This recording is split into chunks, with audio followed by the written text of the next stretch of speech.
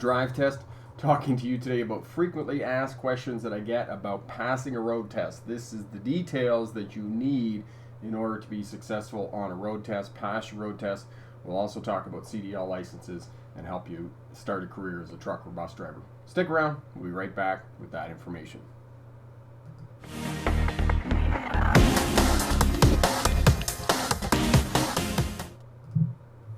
Hi there, smart drivers. Welcome back. Talking to you today about passing a road test and helping you to earn your license, whether that's a car license or whether that is a CDL license. We'll help you with all of that. So if you're just tuning in, let us know where you're tuning in from in the world and what class of license you're going for and what we can help you with. Tim is here. Carrie's here from Minnesota. Checking in from Winnipeg. And Gamma Integral is here as well. Hello, Gamma. And if we can help you with anything, get a license, answer questions, all of that. So basically the way we do it here is I have a PowerPoint presentation. I'll go over information that I have. It's usually about 10 or 12 minutes for the presentation. And then we spend the rest of the time answering questions that you have and giving you information about passing a road test, driving safely, or starting your career as a truck or bus driver. And I put up a new light today and I can see that it's gleaming off the top of my bald head here. Hopefully it's not too distracting. So yeah, and happy Thanksgiving weekend to those of you in the United States there. Had a great weekend. Got some good deals at Black Friday as well. Corey's here, Bricks for Wheels. He is the moderator and keeps all the bad people out. Checking in from Washington State, Gamma is, and Destiny, can you help me with the cones? What are you looking for in terms of the cones, Destiny? Are you in Ohio there doing the Ohio maneuverability test? Jonathan is tuning in from New York City, and he's really good at helping people out with questions and whatnot. I'm going to mispronounce this. I do apologize, Makala. Hello from Florida, checking in from Florida, the great state there. Baraket, tuning in from Luxembourg and from Germany. Awesome. So that's really great. So without further ado, Andrew is here for Edmonton. Edmonton. Andrew claims that Edmonton is the claim to fame of the worst drivers in Canada. Oh, I've seen some drivers that are not very good. So there we go. All right. So without further ado, I'm going to head over to the PowerPoint presentation and get that going for you.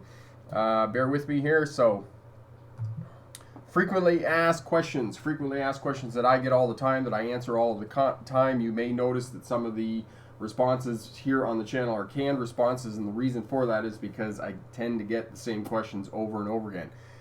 We have a short sort of cycle of people being on the channel. Some are short, some are not. Some people are here for a longer time, improving their ability to drive and becoming more professional and becoming smarter drivers.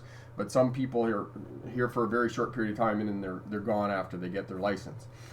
So we're going to answer frequently asked questions, and I'll get on the right screen here. Just bear with me for 1 sec. There we go, on the right screen. So for those of you who may be new to Smart Drive Test or tuning in to the channel, my name is Rick August. I do have a PhD in legal history. You may or may not know legal history is the study of policing, courts, and prisons, and my expertise is in the policing, particularly as it relates to traffic. So I graduated from the University of Melbourne in Australia in 2006. During the 1990s, I was a truck driver. 1997, I became a licensed driving instructor. Most of my experience teaching drivers has been with commercial vehicles, but I did work as a driver rehabilitation specialist in the early 2000s, helping people who had debilitating injuries return to driving, lost a limb, sight in one eye, had a stroke or whatnot. So I did that work as well. And while I was going to university, I drove buses for Greyhound in Australia, and Greyhound Australians like to claim that Greyhound was founded in Australia. I never did follow up on that fact or not, but maybe one of the smart drivers can fill us in about whether Greyhound was actually founded in Australia. And after driving full-time for Greyhound for a year before I started my graduate work, I also drove for one of the regional bus lines there. So I have a wide array of experience in sort of traffic safety and in driving commercial vehicles and helping new drivers get a license as well. And you can find a full description of my career over, read my autobiography over at the website there. Corey, I'll put the link up for you. So the first thing in terms of failing a road test, unfortunately, drivers, their turns are too wide, they're too short, they run up over the curb.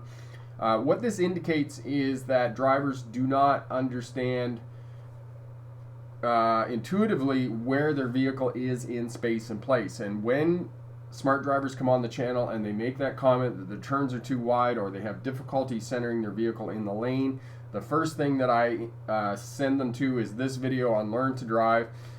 Go and get some of those 36-inch, 1 meter tall pylons. Go out to a parking lot, whether that's a church parking lot, a mall parking lot, a shop parking lot, a recreation center when it's not busy, and use the parking lot and work with the pylons and do the exercises in this video here. And as well, you can go over to the Smart Drive Test website, and I don't know whether Corey will be able to find the link for the learner drivers. There's actual schematics for the exercises that you can do: forward and reverse, reverse figure eights, forward figure eights. And if you can do those figure eights exercises, that's really going to help you to learn where your vehicle is in space and place. So I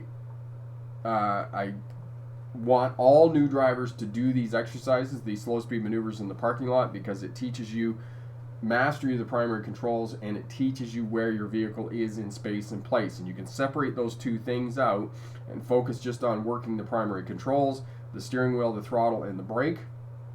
And you could do each one individually, and then you can turn the steering wheel and work the throttle, and that will teach you mastery of the primary controls and also teach you how the vehicle responds when you hammer down on the throttle or you hammer down on the brake, and what kind of reaction you're going to get. And then the next thing you can work on is where is your vehicle in space and place. Because if you hit a cone, it's not a big deal. You hit another vehicle when you're out on in traffic, that's a big deal. So do those exercises, and that will improve your overall driving and actually accelerate your learning when learning how to drive. The next question I get is steering wheel control. Yes, you absolutely have to have two hands on the steering wheel for the duration of the road test. Now remember, the longest road test is only going to be about 40 minutes. In some places, some of the larger metropolitan centers in the United States, in New York City, Philadelphia, California, in Los Angeles, and those types of places, the road test is only going to be 8 or 10 minutes. You only have to hold it together for a very short period of time. So two hands on the steering wheel for the duration of the test. The only time you can take your hand off the steering wheel is you can reverse with one hand, or if you're driving a manual transmission, with most of you in North America are not going to be. In other parts of the world, yes, you're going to be driving a manual transmission for the purposes of your road test. But for those of you in North America, it's going to be an automatic two hands on the steering wheel for the duration of your test. Most places are going to let you do hand over hand. Some places are going to dictate that you have to do hand to hand for the purposes of a road test. And again, Corey will put those videos up for you. And when you come around the corner, you simply open your hands, keep your palms in contact with the steering wheel, let the steering wheel slide through your hands. Do not let go of the steering wheel, just keep your hands in contact, and then correct any minor corrections you need at the end of the turn. You can do that in most places, and that is allowed because the steering wheel will correct itself. There are some driving instructors and some driving examiners that will dictate that you have to physically manipulate the steering wheel back. But in this day and age of power steering, you simply don't need to do that. The other frequently asked question that I get is, how do I get out onto the freeway or highway in bumper-to-bumper traffic? And you can see the pickup truck here. And if you do this on a road test, you will be unsuccessful on your road test because the driver of this pickup truck in this picture here has crossed over a solid white line. You cannot merge out into traffic until you get out onto the acceleration lane and the line on your left is dotted. If you do this, this is a fail on a road test. So the way that you do it is you signal early, very early, way back here on the on-ramp, and then out onto the acceleration lane. Look for your gap, head for your gap, and if you can't get a gap, then start to crowd the left side of your lane, and that will other traffic will help you and begin to create a space for you into which to merge. And that position of your vehicle crowding the left side of the lane is the most important thing, is if it's bumper to bumper traffic and other drivers are not creating a space to help you and let you in. Do not drive off the end of the acceleration lane. I get drivers that tell me that they do, and it's a terrifying experience. But you have to hold your course. If you've got your signal on and you're crowding the left side of the signal, 99.9% of the time, drivers are going to create a space and they're going to help you to merge out onto the highway or freeway. All right. And again, like I said, if you do this, you cross over this solid white line here, that's going to be a fail on your road test. All right. So we can talk about that further during the question period. Speed limit, speed management was one of the major components of a road test. Speed management, space management, observation, communication. Those are the 4 pieces that you need for a road test. Speed limit, okay, you need to maintain the posted speed limit for the purposes of a road test or the flow of traffic, whichever is less. Yes, there is a tolerance of 2 to 3 miles an hour over or under the speed limit. But if you maintain that for very long, if you go, say you're 5 miles an hour for longer than 20 seconds, that indicates to the examiner that you do not have the correct scanning pattern in place because you haven't checked your instrument panel within 8 to 10 seconds. So ideally, you should be adjusting your speed within 8 to 10 seconds. And as well, this is going to be against social driving because everybody else on the roadway is going to be driving 5 or 10 miles an hour or 5 or 10 kilometers an hour above the posted speed limit. You, as a learner driver and a driver taking a test, must be at the posted speed limit or the flow of traffic, whichever is less. So know that if you are not keeping at the speed limit or you're driving too slow or you're driving too fast, it indicates to the examiner that you're not observing correctly because you're not changing your scanning and you're not looking at your instrument panel. And yes, if you drive too slow for the purposes of a road test, you will fail. If you drive 5 or 8 miles an hour less than the posted speed limit for the duration of your test, that's an automatic fail. You will not be successful on your road test. So know that you have to do the posted speed limit. When you turn out onto a major road or any road you turn, you need to get that vehicle up to speed as quickly as possible. So hammer down on the throttle, get it up to the posted speed limit, and then level out. All right, left turn positions. Anytime that you turn on a road test, you turn from right lane to right lane, you turn left lane to left lane. And yes, where do you stop? And there are 2 schools of thinking on this. Some instructors say, oh, you need to move out into the intersection. Most driving instructors, those of us who are teaching drivers, are coming on board with the fact that you put your front steer tires on the front crosswalk line. And the reason for that is that you are committed to the intersection, but you're not in the intersection. And when you see the gap coming from the other direction, then you move out into the intersection and you have a bit of speed to make the turn, and you're going to reduce your chances of being involved in a crash on a left-hand turn. So this is where you stop. Front steer tires on the front crosswalk line. Do not move out into the intersection. And this way, you're committed to the intersection, but you're not in the intersection. Shoulder checking. A lot of students fail because of this. If you do not shoulder check a minimum of 2 times for every turn, every time you move the vehicle sideways, anytime that you make lane changes, you're going to be unsuccessful on a road test. Shoulder checking is an absolute must. I can't stress this enough. It is part of observation, and if you don't shoulder check, if you don't turn your head 90 degrees, you simply won't pass a road test. And I cannot count the number of students who have come back to me and said, I didn't pass my road test because I wasn't shoulder checking. So you must shoulder check in the direction that you're moving the vehicle sideways or turning. If you're turning left or you're changing lanes to the left, you have to shoulder check to the left, minimum 2 times. Same with the right. If you're going to turn right or move the vehicle to the right, you have to shoulder check, minimum 2 times. Once a little bit before you execute the maneuver, and immediately before executing the maneuver. On a turn, it's approximately half a block before the turn, and then immediately before the turn. I can't stress this enough. Shoulder checking, shoulder checking, shoulder checking. Move to the right lane. Do I have to move to the right lane immediately after turning left? Yes. Unless the examiner indicates to you that you're going to make a left turn in the next block or 2, as soon as you make a left-hand turn, you have to move over to the right-hand lane. And the examiner's not going to tell you to move over to the right-hand lane. You just do it. It's the same thing if you're taking your test in the wintertime or in clement weather and the windows start to fog up or it starts to rain. You have to turn the windshield wipers on. You have to turn the defrost on. And it indicates to the examiner that if you don't do this, you simply haven't practiced enough. You haven't had enough driving experience, and it's unlikely that an examiner is going to pass you. So think of the little things that you're doing while you're driving and what they say to the examiner in a larger context. For example, if you don't turn the windshield wipers on when it starts to rain because you don't know where the windshield wipers are, that simply indicates to the examiner, or to me as the instructor, that you haven't had enough driving practice and that you're just not ready to have a license yet.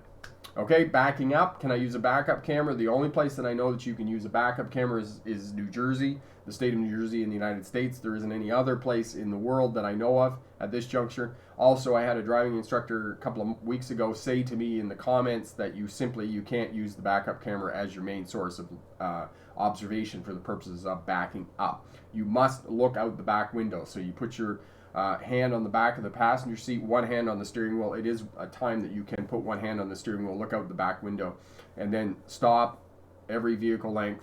If you're backing up more than a vehicle length, stop, 360-degree scan, and then look out the back window and continue to back up. Signaling on a three-point turn. Another frequently asked question that I get: do I have to signal on a three-point turn? Yes, you must signal on a three-point turn because it indicates to the examiner that you've practiced a lot and you're communicating well with other traffic about what you are doing. It's the same thing with parallel parking. As soon as you move up and position yourself for the purposes of parallel parking, you immediately put the vehicle into reverse. The purpose for that is it activates the reverse lights on the vehicle and indicates to other traffic that you are going to back up into the space. You're going to parallel park, because other drivers, we know that as soon as we see a vehicle that looks like it's double parked, but it's not, but it's got its reverse lights on, we know that that driver is trying to parallel park. So we're going to create some space for you and allow you to parallel park. So yes, signaling on three-point turn. Any maneuver that you do, you have to signal. Anytime you change the direction of your vehicle, you must signal, even in a parking lot, even when you're doing a three-point turn. Parallel parking. Will I fail if I hit the curb? Yes, if you hit the curb, you strike the curb, you knock the examiner out of his or her seat, you are not going to be successful on a road test.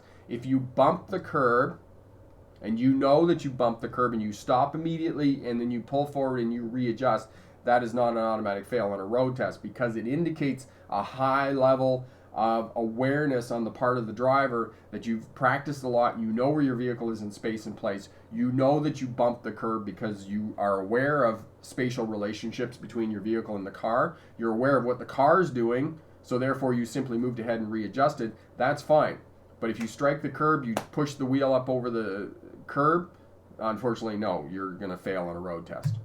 All right, so that's frequently asked questions. This is another campaign that we're helping out Ann here to buy a wheelchair. We're working to raise $25,000 to purchase an electric wheelchair for Ann. Ann was injured in a car crash. And I'm working, excuse me, I'm working to get more information up on the 100K campaign, but any donations to the 100K campaign are going to go towards this purchase. I personally am putting in $1,000 towards the purchase of the wheelchair to help Ann out as well. And as I said, this week I'm going to get more information up over at the Smart Drive Test website. And if you can make any donation to help Ann out, that would be really great. So that's what we're doing. So good luck on your road test, and remember, pick the best answer, not necessarily the right answer. So the rest of the time here, we will head back over here, and we're going to answer any questions that people have about passing a road test, and we'll definitely help you out with that. So Miss Jasmine, there we go. Okay, so Corey's put up the autobiography there if you want to have more information about me and what I've done and the experience that I have in helping you to pass a road test and be successful.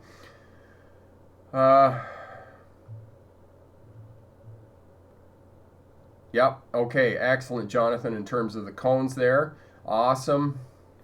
Tim, congrats on getting your license. There we go. Yummy. Excellent. Bashka, I'm doing my road test in Ontario on January 10th.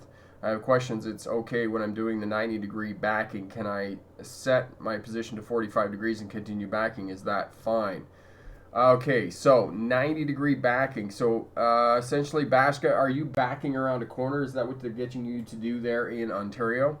Yummy. Hey, Rick, can we talk about driving alone for the first time after passing the driving test and highway driving for beginners? Thanks. Yes, absolutely, Yummy. Congratulations on passing your road test. That's awesome. And yes, driving the first time after you get your license is a bit intimidating, no doubt about it. So one of the things I suggest to students is to drive at off hours. So if you're going to go out and drive on the highway, for example, go out when it's not rush hour. So go out sort of in the morning between 9 and noon. You're probably going to encounter less traffic. Go out in the evening, especially if you haven't done any night driving at this juncture. Right now with wintertime in the northern hemisphere, you're going to have, it's going to be dark after 4:30, 5 o'clock. So you're going to be able to go out and drive at night as well. And if you haven't had any driving experience at night, have a look at the night driving video. Corey will put that up for you as well. So that's what I suggest to you, is to go out in low density traffic, go out on some country roads or those types of things. I don't know, Yemi, just tell me where you live. Are you in a city somewhere that it could be difficult for you to kind of get out to a rural road? That's what I'm trying to say. Out to some place where you could drive on your own and there isn't a lot of traffic around and those types of things, because that's what you want to try and do for your first little bit. Now, the other thing you need to be careful of, and there is the book review here I've done with, the name of the book is escaping me, but one of the things you need to be careful of is you need to be careful in terms of going too fast around corners. Not so much when you're out on highways and those types of things, because highways are road engineered specifically to accommodate higher speeds. But what I'm talking about is going around corners and those types of things in residential areas.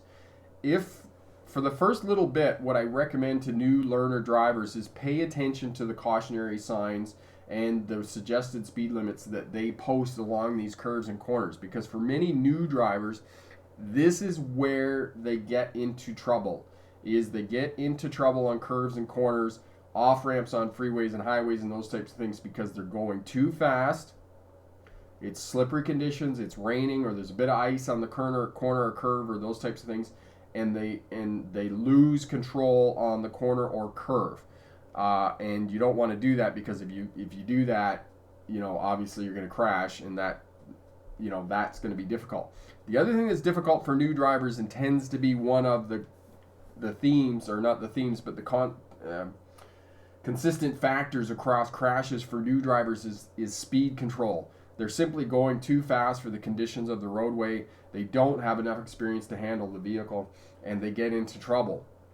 And I'm the same. I am no different. I've had my license for a long time, but when I was young, when I first got my license, I was not used to speed. I didn't have enough experience driving a vehicle, and I can remember driving on a gravel road, because I worked on a farm when I was a kid, and I used the farm truck on a gravel road, going too fast, turning the corner, skidding right off the road into a farmer's field. And I had a few lucky mishaps where there was no injury, there's no damage to the vehicle, and those types of things, but I still made mistakes going too fast and being inexperienced in driving and getting into trouble. So know that speed is, there are places where you can speed and you can figure out what the car does and those types of things, but there's times that you shouldn't be doing that, and you need to try and figure that out as quickly as you can about where you can and where you can't, because it's, the problem is with a car is if it goes wrong, it's going to go really wrong. Okay, so you live in New York City, Yemi. Okay, yeah. The other thing, Yemi, with living in New York City, one of the things that I would suggest to you is maybe get out on the New Jersey Turnpike or the Brooklyn-Queens Expressway and work with somebody else until you're fairly comfortable going out by yourself. Now, the other thing, again, I would suggest is going out in the off hours, right? If you're on the Brooklyn-Queens Expressway, it's well lit. There's not going to be a whole lot of problem with ice and snow and those types of things. So that's what I would suggest. Just go in the off hours, go out at night at 8 o'clock or something like that, and just get comfortable driving up and down the interstate, and that'll help you out a lot.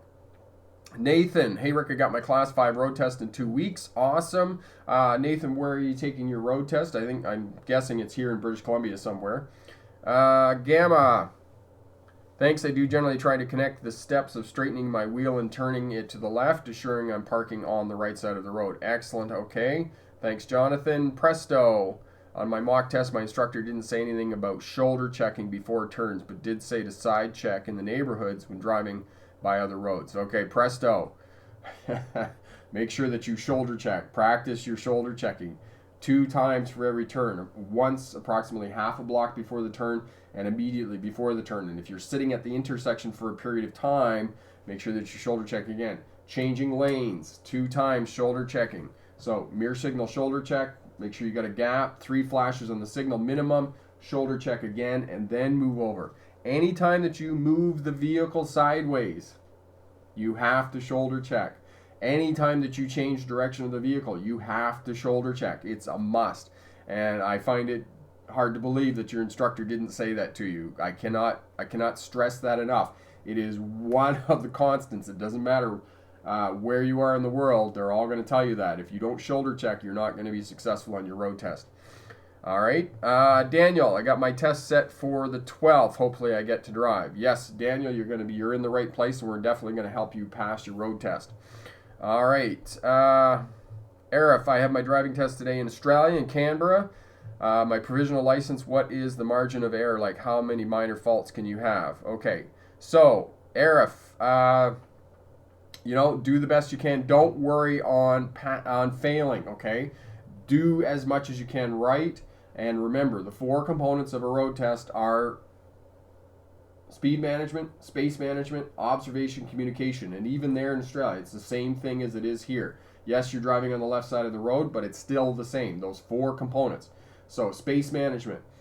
Don't get near anything, that way you're less likely to hit something. You need a following distance of 2 to 3 seconds under ideal conditions, and it's probably going to be pretty good conditions there in Canberra because, you're in early spring, so there's no chance of ice or snow on the roads, obviously, as there is in the wintertime. So 2 to 3 second following distance. If the traffic gets heavy, then you're going to increase your following distance a little bit. Okay, stop before the stop line. At intersections, stop before the crosswalk line, stop at the edge where the 2 roads meet if those conditions don't exist. Stop in traffic so you can see the tires of the vehicle in front of you making clear contact with the pavement. Same procedures for left-hand turns here. Stop with the front steer tires on the front crosswalk line. When you see your gap coming from the other direction, then move forward into the intersection to make your left or your right-hand turn. It's going to be a right-hand turn for you there in Canberra. All right. So that's space management, speed management. So it's going to be the posted speed limit or the flow of traffic, whichever is less. Observation, you have to have a scanning pattern in place. So far down the road, check your center mirror. Far down the road, check your instrument panel. Far down the road, both shoulders. Check your wing mirrors. Far down the road, check your other wing mirror, and then repeat that every 10 to 12 seconds. So that's observation. You must shoulder check for every turn, okay? Approximately half a block before the turn, and then immediately before the turn, you're going to shoulder check. Lane change, same thing. Mirror signal shoulder check. So I'm sorry, I'm going this way, but for you, it's going to be that way because you're on the other side of the road. And then mirror signal shoulder check 2 times, and then immediate 3 flashes on the signal. Lane change, mirror signal shoulder check again, and then start to move over. Accelerate slightly through the lane change until you're completely in the other lane, and then level out again and get back to the posted speed limit. Leave your signal on until you completely change lanes. So reversing. So you're going to look out the back window, put your hand on the back of the passenger seat, look out the back window. For every vehicle length, you're going to stop your vehicle, do a 360-degree scan. So for anybody who's reversing, before you start reversing, do a 360-degree scan around the vehicle. So that's observation. And then finally, communication, and the ways that you communicate with other traffic on a road test are lights and signals. Horn, but use your horn sparingly because in this day and age, it is a sign of aggression. But if you're in a residential area and there's a park or something and there's a kid walking down the road or some people, you just want to tap the horn a little bit so that they know that you're there. Hand gestures, use all 5 fingers. Don't tell somebody they're number 1 on a road test.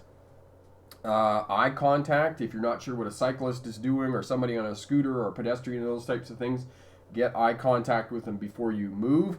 And then last and most important for communication with other traffic is the position of your vehicle on the roadway. So for you there, Arif, In Australia, if somebody is in the right turn lane, it's a high probability that that person in the right turn lane, even if they don't have their signal on, is going to make a right-hand turn.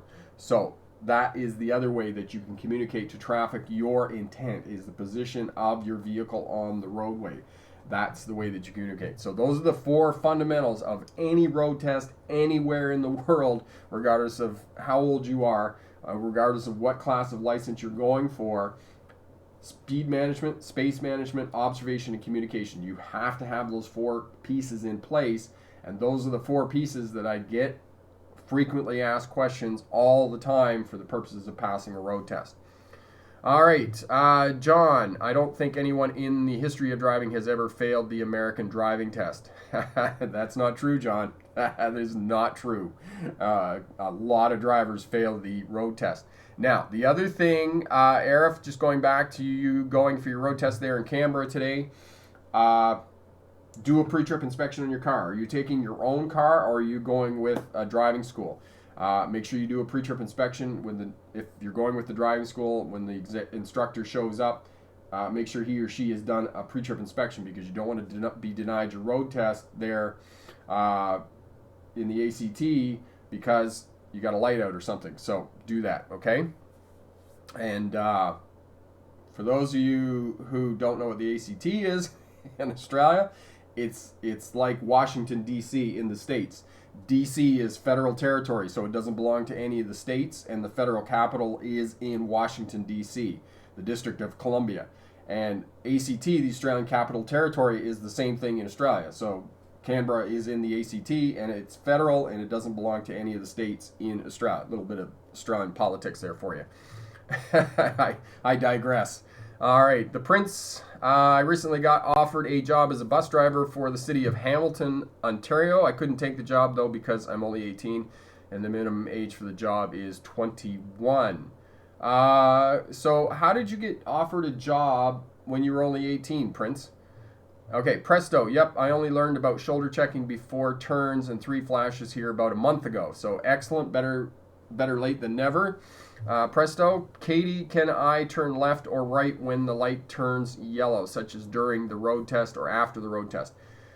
Katie, after the road test you can, but for the purposes of the road test, and all the smart drivers, say this with me, for the purposes of a road test, yellow and red lights are the same color.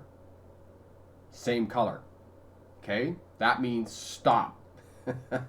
If you are faced with a yellow light on a road test and you proceed into the intersection, or you proceed making a right-hand turn without stopping, that's an automatic fail on a road test. So know that for the purposes of a road test, yellow and red lights are the same color. So all smart drivers, say that with me. Yellow and red mean stop on a road test, okay? And if you proceed through an intersection on a yellow light in a road test and the light turns red as you're going through the intersection, automatic fail on a road test, okay? Know that for the purposes of your road test. All right, presto. Well, what happens if you do tell someone they're number 1 on a road test? Depends on whether the examiner has a sense of humor or not. But I understand that most driving examiners go through, they strip that out of them. They don't have a sense of humor. I could be wrong. I could be wrong in that. Gamma, do you have any tips for how to position your front bumper in a staggered angle parking space? Staggered angle parking space. I can't. Gamma, you might have to send me a picture of that, because I don't really understand what you're saying in terms of staggered. I mean, using reference points. Of course, there's always reference points. Where did I hide that? I think I did some angle parking in the reverse stall parking video. Maybe Corey will put that up for you and have a look at that. Okay, presto. Any good slow speed maneuvers you can do without pylons or cones in the parking lot? Yes, reverse stall parking. You can do that in a parking lot, presto, and that will definitely improve your slow speed maneuvers, your ability to do slow speed maneuvers, and your ability to learn where the vehicle is in space and place. The Prince, no, they train you. You only need a regular driver's license to start. Okay, there's a whole conversation here that I'm missing. And again, there's a lot of people on the live stream here. If you have a question, I don't get to your question, or I miss your question, just repost it again, and I'll do the best that I can. As well, Super Chat is available. I love Super Chat. Yeah, give me a few bucks there, and we'll be sure to answer your question or leave a comment in one of the videos, and I'll do the best that I can to get to that and answer questions you have. Okay, hockey. Once you get your bus license, how easy is it to get a job? Do bus companies hire people with no experience? Hockey, they will hire. There are companies that will hire drivers without any experience. The thing about getting a bus license is that I would argue that it's a little bit easier to sort of work your way up to the full coach buses, because you could go to work for a church, or you could go to work for, we call it Handy Dart here in British Columbia, and it's different names in different places. But they have the small buses that accommodate wheelchairs and people with disabilities, and you can drive one of those for a while and get some experience and start working with people and whatnot. And that will allow you to change jobs, get experience, and then work your way up the ladder in terms of getting a bus driving job, like a full-on bus driving job for, say, transit, or working for Greyhound or one of the other regional bus lines or whatnot. So it tends to be a bit easier if you do get a bus license to sort of work your way up and get the experience that you need. But with any commercial license, whether it's a truck or bus license, in the sort of first 3 to 6 months, you need to take any job that you can get that will get you experience and will get you moving toward that job that you eventually want. Because you're not going to start off working in the ideal job, because, you know, you may have some misconceptions about the job that you want, or what you want to work at, or the kind of work that you want to do. Maybe you don't want to do regional work and be gone for 2 or 3 days at a time. Maybe you do want to stay in the city, or maybe you do want to, you know, work for Greyhound where you're gone for a couple of nights at a time. You know, the thing about getting older and having more experience in your work life is that it's not that you figure out what you want to do, but you get to a point where you know what you don't want to do. And oftentimes making decisions and moving forward in our life is based on knowing what we don't want to do, right? Same thing with me going back driving truck. I don't want to go back driving truck and work driving nights, okay? I just don't want to do that. So, but, you know, this has been wildly successful, so we're doing this and moving forward with this. And this has, you know, running a YouTube channel and an online business has its challenges too. All right, so answering Gamma, you're most welcome. Rajver, you are, hi, hello. That's all you said. Okay, okay, what do we got here? All right, Prince. There we go. Okay, answered that question. Excellent. Thanks for your help, Jonathan. Marianne, can I use the handbrake when I stop in traffic light with an automatic car? Marianne, where are you taking your road test? That's a driving culture in Europe that they use. I've seen it in Scotland and other places in Europe. It's not so much something that we do here in North America, and the driving examiner might be put off a little bit. And you definitely don't want to do something that puts off the driving examiner, and that unfortunately may do that. Gamer, any tips for someone new to driving? Yes, manage speed well, going around curves and corners, especially now with the winter time. Gamer, make sure that you slow down to the suggested cautionary sign limit, because if you're going to get into trouble, it's going to be due to the fact that you're traveling too fast on corners and curves. And losing control of the vehicle is one of the reasons, or losing control of the vehicle on corners and curves is one of the reasons why new drivers tend to get into trouble. If you have a little bit of anxiety around driving by yourself and driving on roads and those types of things, what I suggest is going out when there isn't a lot of traffic around. So when it's not rush hour and those types of things, okay? So that's what you can do as well. So you're in California there. Excellent. So yeah, lots of roads, interstates.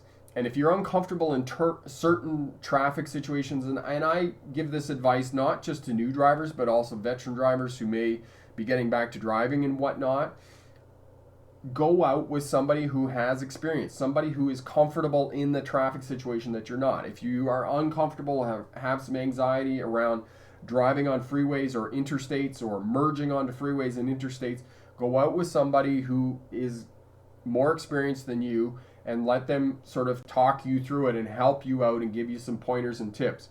Because that's how we learn, right? We learn from other people who have the experience, who have the knowledge and abilities and comfort level to be able to do that. Because the difficulty with driving is that driving is not a mind thing. It's not a cerebral thing, right? It's not academic. It's not something you can pick up a book and learn how to drive a vehicle.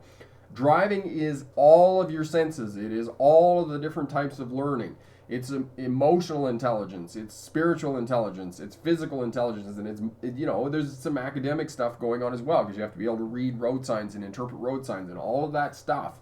So there's a lot of things that are going on with driving, and at the beginning, not when you get some experience, because we see all these people who drive and do it with a lot of confidence, but that's because they have experience. But in the beginning, you have to think about a lot of things, and there's everything, all of your senses are involved in driving that vehicle. So if you can get somebody else that can help you and give you some tips and some coaching and some mentoring, that's really going to help you out to increase not only your driving ability, but also your comfort level. Because many people, when they're starting out driving, they're outside of their comfort level, and it's not the same. Driving is not the same as it once was. It's not the same as when I grew up. When I grew up on a farm. I grew up driving tractors. I grew up driving the lawn tractor around the house and those types of things. So when I came to driving, it was just a natural evolution of what I've already been doing for 3 or 4 years. Most people who come to driving now have never even been behind the wheel of a vehicle, and driving instructors and the driving profession needs to change in response to this change in driving, because many of them, and I hear smart drivers all the time say that to me, that they went out with their driving instructor in a first lesson and they're out in traffic, and I just cringe when I hear that. I hear a smart driver who says to me they've never driven before, it's their first lesson, and they're out in traffic. They're not in a parking lot figuring out where the vehicle is in space and place and learning mastery of the primary controls. No, they're out in traffic driving around. It just kind of makes me cringe a little bit. It's like, please. It'd be a lot easier on the driving instructor too, because they'd be able to do an assessment for learning, figure out where the student is, how well they're taking feedback and incorporating information and knowledge, and then move forward from there. But no, we don't do that. So anyway, there we go. Okay, excellent. All right.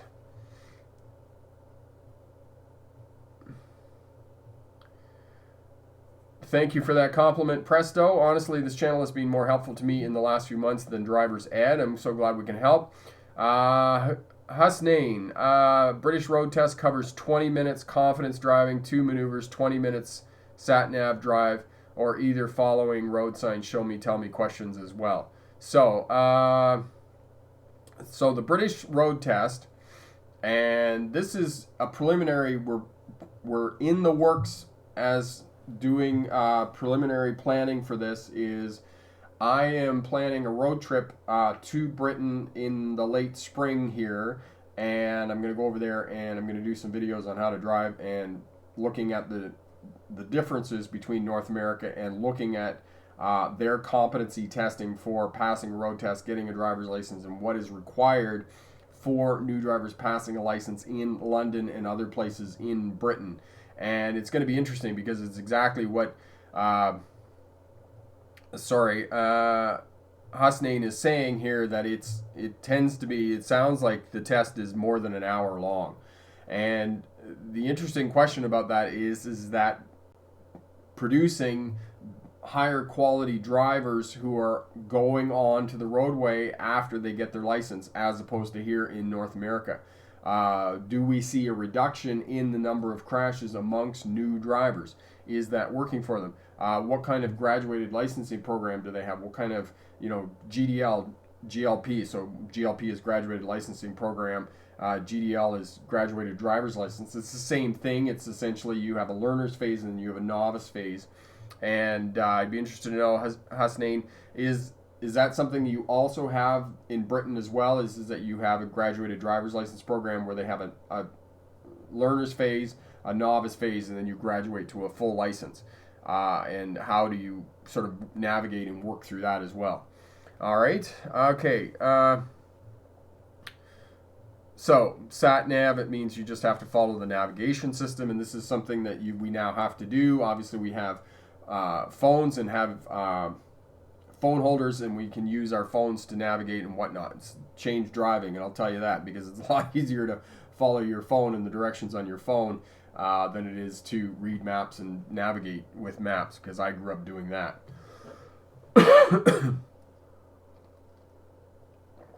All right. John, the British test is 20 minutes following the instructions of the examiner and 20 minutes of following satellite navigation, so 40 minutes. Okay. Carrie, thank you for raising money for an electric wheelchair for Anne. I'm sure this will be a huge blessing to her. Yes, it will. Thank you, Carrie, and we're definitely we're moving forward with that, and I'm gonna put some concerted effort into it this week. Epic, Rick, possibly going for my 4th attempt to pass the road test. In order to pass, when should I go and book a mock road test, and then the actual test driving school to identify my weak points? So Epic, what I suggest to you is book your road test, okay, because I don't know how long it's going to take you to get one there in New Jersey. And then as soon as you book your road test, go and book a mock road test with the driving school, and try to get your mock road test 7 to 10 days before your actual test. And that way you'll, depending on the feedback from the driving instructor, you'll be able to work on and strengthen those skills that the driving instructor has suggested that you need to, beef up for the purposes of being successful on your road test. So the mock road test should be sort of 7 to 10 days before your actual road test is what I suggest. Okay, 2K King, is that your background or digital background? No, it's actually the wall. This is actually the background. So yeah, it underwent a change last week. I had the maps around, and so I put the maps up, and then I put all the other stuff on it and changed it out. I don't know. I don't know whether it might be a little busy. Whether some people might think it's a bit busy there. So, but Jonathan, I still want to know if anyone knows who's Anne and what happened to her crash. So, okay, Jonathan. Thank you for that question. So first, Anne has been involved in 2 crashes. The first crash was the one that caused her to be in a wheelchair. She was struck by a transit driver, and there is information that the transit driver was intoxicated. So this was some years ago. And then recently, within the last 3 years, she was in her wheelchair crossing at an intersection here in the city of Vernon, and got hooked up into a trailer with a pickup truck and a trailer, a flat deck trailer on the back of the pickup truck that was turning right at an intersection. And she was coming across the intersection, and because she was in her wheelchair, she had to deviate out, because as we know, the sidewalk comes at the intersection and it goes down at some places. So for people in wheelchairs and other mobility devices, and what happened was that when she crossed the intersection, the driver didn't realize that she had gone out to the right to get out into and get up onto the sidewalk, and when she deviated, was in the blind spot and got hooked up underneath the flat deck trailer, and it destroyed. Fortunately, she wasn't injured further at that juncture, but it did destroy her wheelchair at the time, her electric wheelchair that she did have. So that's what happened. So that's what we're doing. We're raising money for Anne to get her another wheelchair. And this is an ongoing thing that we're going to be doing here at Smart Drive Test. Is all the money, most of the money, that's obviously there's some administration costs and whatnot, but most of the money raised through the 100K campaign, and I'm going to make a concerted push here in the next few weeks and into the new year. And I'm thinking that I'm going to hire somebody to manage that, because it's just the channel. There's getting a lot of stuff for me to do. I'm going to hire somebody to manage that and do that aspect, that charity work that I want to do, and want to help people to have better quality lives as a result of car crashes. So that's what we're doing there. All right, okay. So 2K King says he likes my backdrop. Excellent. I'm glad that you do. Obviously, there'd be some tweaks here as we're going along. We put some more stuff up back there and whatnot. Shane, as a Class 3 driver that started driving from Edmonton to Vancouver recently, I find your videos about mountain driving helpful. Excellent. And Shane, the other thing I'm going to do, Shane, is I am going to Harrison Hot Springs for a couple of days. My mom is here visiting, so we're going to take a trip down there. For those of you who don't know, I'm in Vernon, and it's about 4 hours to Harrison Hot Springs, and it goes over a couple of big mountain passes here. We just had our first snow here. And so I'm going to do a little bit of, what are we doing up on the top of the Coquihalla Highway.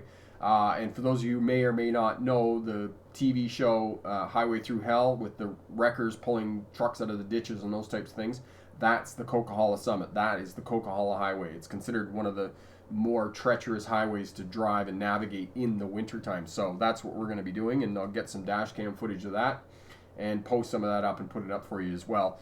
And Shane, that'll definitely help you out, and I'm glad that we can certainly help you out with winter driving there. Especially as a new driver working between Edmonton and Vancouver, I'm sure that you find a huge change in weather in that 12 or 15 hour drive between Vancouver and Edmonton there. Presto, I can't imagine taking a road test in Boston. I was there during Thanksgiving. The drivers there are so rude and aggressive. Yeah, I'm sure that you would find Boston very different coming from Fort Worth. Yes. Okay. Yeah, Jonathan, it was a pretty horrific crash, and but she's got a great sense of humor, great attitude towards life, and is a lovely person. So yeah, it's going to definitely help her out. Hockey, a lot of trucking companies today are using automatic trucks. Do I still need to learn how to drive a manual to get a CDL and employment? And hockey, yes, I would definitely encourage you to get a manual transmission endorsement on your license, because even though, yes, you are correct that a lot of companies have automatics, but it tends to be the big companies, and it tends to be the companies that are running the flat. They're not running in the mountains, because those automatic transmissions are okay for the mountains, but they're not ideal. And many trucking companies are still using manual transmissions running the mountains, or if they're running heavy, they're going to be using manual transmissions. So you are going to find it a lot easier to get employment if you have that skill set of being able to drive a manual transmission when you're driving a big truck. So I would strongly encourage you. Yes, you may only use it for 5 or 10 years, and then we're going to be seeing most of these vehicles all being automatic transmissions. But for the short term here in the next decade or so, it's still going to be manual transmissions, and you're going to be a lot more employable. So yes, get that under your belt. Okay, was the bus driver who hit Ann, was he fired? The same with the other driver in the trailer. So basically, Jonathan, what happened is that there was a lawsuit with the first one, with the transit bus driver, and unfortunately the lawsuit went on for quite a number of years. I don't have really any more details than that. I know that Anne was successful in her lawsuit case. It was some years ago. Unfortunately, what happened is that the legal bills ate up any parcel of money that she was awarded because of that case. And I'm sure that the transit bus driver was disciplined. It's difficult to say because it was the 1980s and we had a different perspective on drinking and driving. And unfortunately, because of the terrible experience she had working with lawyers in the 1980s, and because at the end she wasn't awarded any money because the legal costs completely ate up all the money that she was awarded, she didn't pursue legal proceedings with the other driver, and it's just unfortunate that that's what happens with a lot of people. And this is the other point that I keep trying to put out to smart drivers, is that if you're involved in a crash, you need to understand that if you're injured, for you to get legal compensation is often going to take anywhere from 5 to 10 to 12 years. It's going to be tied up in courts for a very, very long time. So this is why I say to you, if just giving the right of way or letting off the throttle is going to prevent being involved in a crash, it could save you years and years and years of pain, because the legal machine, in terms of getting you compensation for being injured in a crash, it's a very, very slow process, and it's not going to give you justification. In the end, you really wonder if anybody wins. All right. Prince, the other driver had to lock up his brakes and come to a stop. Okay. Near accident on a major road that reduces from 4 lanes to 2 lanes. Someone in the lane was ending, tried to zipper merge, and the person in the other lane blocked him. Yes, and that's going to happen. So you're going to need to, if you do need to merge to another lane, you need to do it early. Okay. All right. So, and as I said, Jonathan, I'm going to try and get more information up. I'll have a page about Anne over at the Smart Drive Test website, and as soon as I get that up, I'll I'll leave I'll put a notice on the community tab here on YouTube, and I'll notify people. All right, Nathan, from a road test, the windshield wiper pump does not work on my car. Should I use another car for my road test in BC? Yes, Nathan, I would suggest you do, especially in the winter time, because if you get some guck on your windshield because you got a bit of snow or whatnot, and the sprayers don't work, that makes you unsafe because your windshield's not clear. So I would suggest you use another vehicle and definitely get that fixed, okay? All right, John, I've seen a few accidents. The most recent one almost happened when a car almost rear-ended the car in front of me. I skidded due to the road being wet with leaves on the ground. No contact was made. Excellent. Yes, and the other thing, again, coming back to this point, Jonathan, is a lot of times that we claim that it's speed that gets people into trouble in terms of car crashes and those types of things. But oftentimes what happens is that people are traveling too fast for the conditions of the roadway. As you said there earlier, the roads were slippery. They slipped, they couldn't get traction on the roadway and came to a skid because they caught some leaves or something. I tell people this all the time. I believe that space management is much more important than speed management, because if you're not near anything, you're not going to hit anything. So I encourage people to manage space around your vehicle, and especially on highways and freeways. As your speed increases, you need much more space, because it's easier to drive out of an emergency situation than it is to brake out of an emergency situation. But in order to drive and steer out of an emergency situation, you have to have space into which to drive. If you don't have space into which to drive, then you're going to rely on your brakes. And as well, as I've said, if you're too close to other drivers or other road users on the roadway, you've given up your ability to control your vehicle, because now you're hoping that you react fast enough when that other driver does something. That other driver hits the brakes, so that other driver is going to make a turn or whatnot, because you're too close. And then the driver hits the brakes. Let's hope that your reaction time is good enough that you too are going to hit the brakes. And not only are you going to hit the brakes in time, but your vehicle is going to come to a stop in time.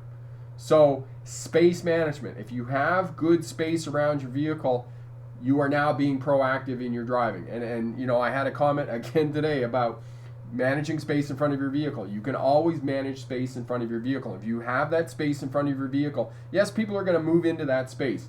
But the thing is they're moving into that space because they're traveling faster than you. You rarely have to slow down at all when people take up that space. You just kind of let off the throttle a little bit. Don't worry about the vehicles behind you. It's their job to manage their space. You just let off the throttle a little bit, and they'll be gone. Within 2 seconds, they're gone, and then you can reclaim your space in front of your vehicle and carry on with your life and drive. So it's awesome. Okay, so that's what you do.